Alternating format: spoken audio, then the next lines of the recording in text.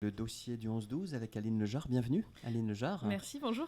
Vous êtes chargée de mission énergie aux communautés du pays de Saint-Malo. À ce titre, vous intervenez dans ce programme sur cette fréquence une fois par mois. Et aujourd'hui, vous allez nous parler de l'isolation des murs. Oui, tout à fait. On a abordé plusieurs sujets, l'isolation du toit, le poêle, on a parlé de rénovation globale la dernière fois, et là on parle d'isolation des murs. L'isolation des murs, on en parle un peu moins que l'isolation de la toiture en priorité. Donc c'était aussi une manière d'aborder l'isolation des murs comme une priorité. Et c'est important, oui. Et c'est important. Alors en termes de gains énergétiques, on en a un petit peu parlé au préalable, mais voilà, les gains énergétiques sur l'isolation des murs, il n'est pas négligeable, puisque bien souvent on se dit, alors c'est le cadre d'une maison non isolée, on dit souvent le toit c'est 30% de déperdition, alors c'est une réalité pour les maisons non isolées, mais il ne faut pas négliger les murs, on est entre 20 et 25% de gains énergétiques potentiels, donc ça reste un des postes importants à traiter. Ça dépend de l'orientation aussi, ou de la prise au vent, ou est-ce que c'est considéré de façon générale et systématique en fait? C'est considéré de manière générale. Donc quand on parle de 20 à 25% de pertes, ou en tout cas de gains potentiels, on est vraiment sur une maison, un exemple d'une maison des années 70 qui n'est pas du tout isolée, qui a eu très peu d'interventions. Et donc là, on est vraiment, on est sur ce rapport-là. Alors après, tout dépend. Si on a eu un petit peu d'isolation dans les murs, on a forcément une déperdition qui est moins importante et un gain moins important. Alors, solution par l'intérieur, par l'extérieur, comment est-ce qu'on s'y prend en fait? Oui, c'est ça. Alors c'est souvent une réponse. C'est pas évident l'isolation des murs. Autant le toit, effectivement, il y a souvent les combles, on a la couverture à refaire, donc on reprend. Alors les murs, c'est un peu la même chose. C'est-à-dire que quand on a une maison qui esthétiquement n'a pas de valeur patrimoniale ou architecturale spécifique, l'isolation des murs par l'extérieur au moment du ravalement, c'est la meilleure solution. On ne perd pas d'espace à l'intérieur. Pas d'interstice. Voilà, c'est ça. Par la façade. Ça permet de redonner une couleur aussi à la façade. On peut travailler soit en enduit, soit en bardage. C'est pas forcément du bardage. On peut effectivement travailler ce sens-là. Donc l'isolation des murs par l'extérieur reste une solution pour les maisons qui n'ont pas d'aspect architectural spécifique. On peut commencer par traiter la façade nord, il y a moins d'ouverture, les pignons qui sont souvent problématiques pour le ravalement parce que par rapport à la hauteur. Donc l'idée c'est de tout faire, mais déjà prioriser les points les plus importants, c'est déjà une bonne chose, même si on fait que un pignon, que le mur nord ou un pignon, et voilà, on exclut la façade sud. C'est déjà une possibilité. Oui, ça demande déjà une expertise, un audit, une réflexion en amont. Oui, une réflexion en amont, oui.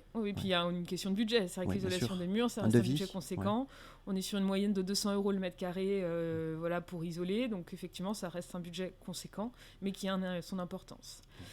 Et puis le gain énergétique potentiel, c'est ce que vous indiquiez tout à l'heure. On va se retrouver dans l'ardoise finale puisqu'on parle sous à l'instant. Oui, c'est ça. Il ne faut jamais perdre ça en tête parce qu'on se dit, bon, on va engager des travaux, ça va nous coûter tant.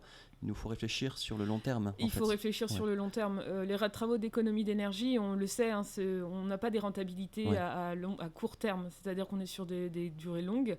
Mais le bâtiment va nous précéder. Donc il y a aussi cette importance-là, le gain énergétique. Et puis on peut travailler par l'intérieur, c'est vrai qu'on parlait de l'extérieur, mais on peut aussi travailler l'isolation par l'intérieur. L'isolation par l'intérieur, c'est plus compliqué parce qu'on va perdre du volume, mais notamment si on achète un logement dans lequel on sait qu'on va faire des travaux, reprise de l'électricité, on va reprendre la plomberie, ou de toute façon on a tout désossé à l'intérieur et quoi qu'il arrive on va tout reprendre, une isolation par l'intérieur est intéressante aussi à mener. Et là, donc, il s'agit d'avoir plusieurs matériaux qui sont à notre disposition, avec différents coûts, j'imagine, selon ce qu'on choisit. Oui, tout à fait, effectivement. Laine de roche, comment ça se passe en fait? Placo, comment est-ce qu'on isole intérieurement en fait? Oui, alors intérieurement et par l'extérieur, on va retrouver les mêmes matériaux. On va retrouver soit du polystyrène, polyuréthane, qui sont souvent les plus courants au niveau de l'extérieur, mais on peut néanmoins trouver la laine de verre, la laine de roche, la fibre de bois. On peut trouver tout type de matériaux. Il y a des considérations écologiques aussi dans tout ça, suivant les matériaux, l'optique, selon le budget, Oui, totalement. Suivant les matériaux, on a 3 familles en fait. On classe en 3 familles. On a les synthétiques, donc issus de la pétrochimie. Donc effectivement, on imagine bien que polystyrène. Donc on imagine bien que le bilan environnemental est vraiment mauvais. Néanmoins, ça permet d'avoir des faibles épaisseurs, puisqu'on essaye aussi, on peut avoir entre 8 à 10 cm d'isolation. Ensuite, on va avoir les laines minérales, laine de verre, laine de roche, qu'on connaît beaucoup, qui sont et à l'intérieur et à l'extérieur.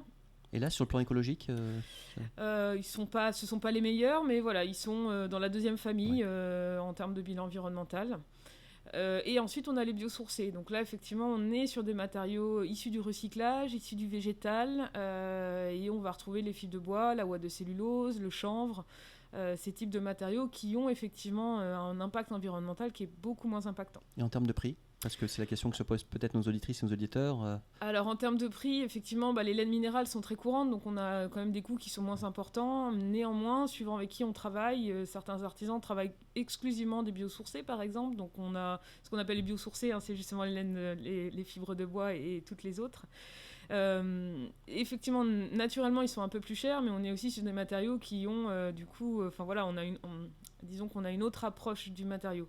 Alors quelquefois plus cher, mais tout est relatif, de plus cher sur la durée, si c'est un impact environnemental moindre. Il y a effectivement un... On a une filière développée en Bretagne pour cela, pour les produits biosourcés, c'est-à-dire à la fois l'approvisionnement de la ressource, la transformation et la commercialisation, disons les mots tels qu'ils sont. Alors, j'ai pas assez de recul, Ouest, effectivement. Alors, il faut se rapprocher aussi des marchands de matériaux écologiques. Parce qu'après, ça pose la question de la traçabilité, de la logistique et de l'empreinte énergétique, en fait. On a des productions locales. Alors, pour ce qui est notamment la ouate de cellulose, on a une société en fait, qui est à côté de Morlaix qui fabrique effectivement la ouate de cellulose. Donc là, c'est souvent le journal Invendu, on va retrouver. On a des points de recyclage aussi pour le métis, qu'on appelle la laine de coton.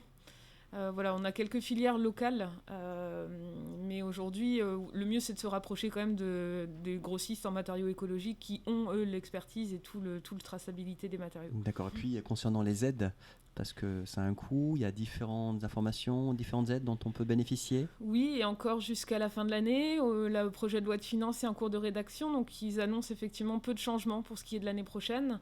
Pour l'isolation des murs, soit on est en rénovation globale, on en a parlé un petit peu, de cette possibilité d'avoir une aide dans sa globalité, mais on va retrouver des primes, donc les primes de ce qu'on appelle les certificats d'économie d'énergie, plus, parce qu'elles sont cumulables, avec la prime MaPrimeRénov'. Et donc pour l'isolation des murs, c'est quel que soit le revenu. Même les gens qui sont dans les catégories qu'on dit supérieures ou classifiées roses dans les aides financières ont le droit à des subventions. Alors certes, moins que ceux qui seraient très modestes, mais il y a quand même des subventions pour tous dans ce cas de figure. On est toujours en ce qui concerne l'intérêt, dans cette notion de sobriété et de réduction de besoin de chauffage. Oui, puisque là, avec l'augmentation... Quand on prend la réflexion... C'est ça, oui.